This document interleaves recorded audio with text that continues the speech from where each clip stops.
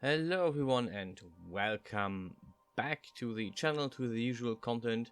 In this case, lots of magic stuff. I made the air fighter, the air warrior in this case, which was quite interesting. It was a good start to get back into everything. And as you can see, I have decided not to use uh, the base or the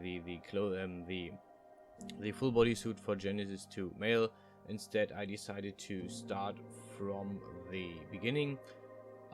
This is something to do, or this is partly due to me currently starting with the tutorial series. So this is for people who watch both.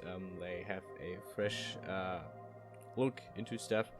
But also because it was actually easier to use this and to start from this than try to use the full body suit, because this is a tunic or toga style clothing, and the full body suit that I have for Genesis 2 male doesn't really work, or wouldn't have really worked well with that. So I decided to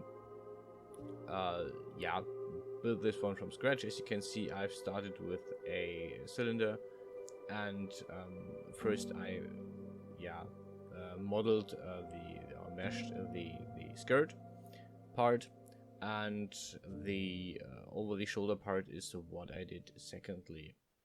Overall, I think this was came out very good. A bit different than I expected. It was a bit simpler than I imagined it at the beginning, but actually it works well with the simplistic style because it fits the game actually. So at the beginning you have seen the model in the game, and the blue is not armor but actually his body color, so he actually wears just a fancy robe and nothing else. And the model in game actually, or the unit in game actually, has not that high of a defense mode, but instead has a lot of life. So the defense of the air fighter is actually his incredibly big life pool, similar to the fire warrior, which is also a giant. So basically the idea is that giants have very large life pools in this game. Yeah, right now I'm adding a few details to the skirt part of the toga, so that it has a bit more depth. It's not just a flat thing that falls down. It has a few ruffles in the skirt. I don't know the correct word, I'm sorry. After smoothing this, I had to make sure that there is no clipping. And I wanted to have this effect that the whole thing is like hanging over the belt, so that the belt is actually holding this up, and it's actually a bit too wide, or it would have hung lower if not for the belt. So this is why I just edited the lower parts of this, and this actually took me quite a while to get an idea on how to work with the belt. As you can see, I started with this idea, and I noticed, okay, this isn't working, and I made a break here. So basically I just sat there for 5 minutes and was like, okay, how am I going to do this? And this is what I came up with: a basically an overlay for the belt, an ornament for the belt that I would copy paste all around this. So for those of you who watch the tutorial as well, I know this is a bit too fast, but watch in the upper corner. You will see the Control Z and Control V a lot in the near future. Yeah, I had to fiddle around a bit to actually give it the form that I wanted, and right there I added an additional line in the center to cut up the UV map for the thing, so I can apply texture to it. And here I'm just copy pasting this ornament around the girdle, or around the belt. And after I copy pasted it around one half of the belt, I just yeah, duplicated the whole half and was finished with the belt. What you actually don't see in this video is the beard. This is basically just another modification of the dwarven beard. And you also don't see the helmet, because this is really just a simple variant of the dwarven helmet. I took the horns away, I put on the wings, and that's basically it. I added a few minor details which you so the thing on the nose, I removed that, but it was actually a work of like 5 or 10 minutes, so not really worth the time, in my opinion, to put in this video. What is next are the boots right here. These also gave me kind of trouble, because I was like, okay, how am I doing this?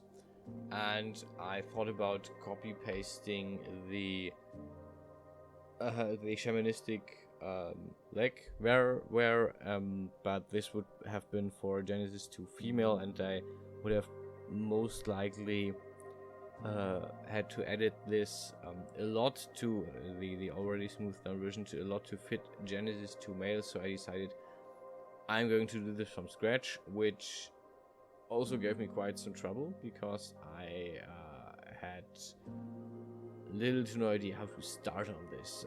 As you can see, I'm working with a cylinder again, with a tube again. This is the most basic, and I tried to shortcut the whole thing with just copy pastes and with just simple moving stuff around a bit. It's rather late when I'm recording this, but I wanted to do this on Wednesday.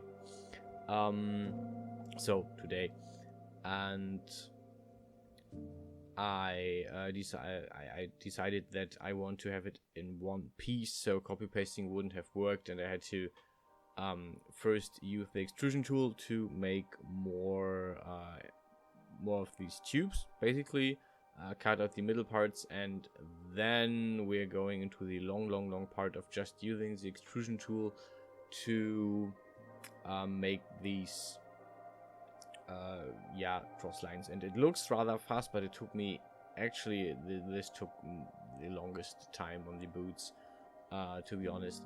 And as you can see, I'm actually not working that correctly. I'm having a lot of clipping here with the legs, which is in this case kind of intentional. I left it there because I knew that I wanted to thicken the whole thing to the outside, so it would clip a bit on the inside of the legs, but I already decided that I would use one of the pre-made UV map layouts and not try to make my own UV map with this. So I decided I'm just gonna do it a bit sloppy, you could say, thicken it so it's not visible, and put on the UV map. Also, this is there is no real texture, there's no bump map on this in the final render.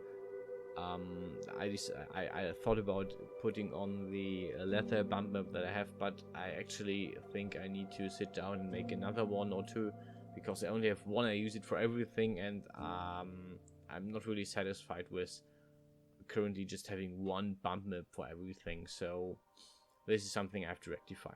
Also, I noticed that the sole, if you go back a bit and pause, the sole actually has a hole, which means that all my shoes have a hole in this place, except this one, because I found it for some by coincidence.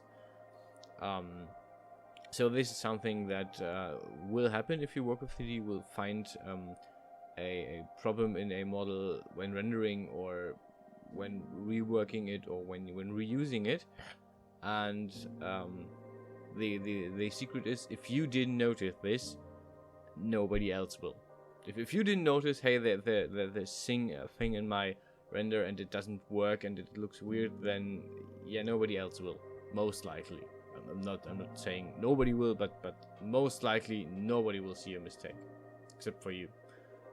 Same goes for playing an instrument. nobody will notice you making a problem. Anyhow, that's it for today. I hope you enjoyed the video. I will try to get back to my regular content of 2 times a week, plus the additional stuff that I'm doing right now. Thanks for watching so much, and I hope you guys are safe. I hope you guys are healthy. I hope nobody has long COVID or anything. Thanks for watching, guys, and see you guys around.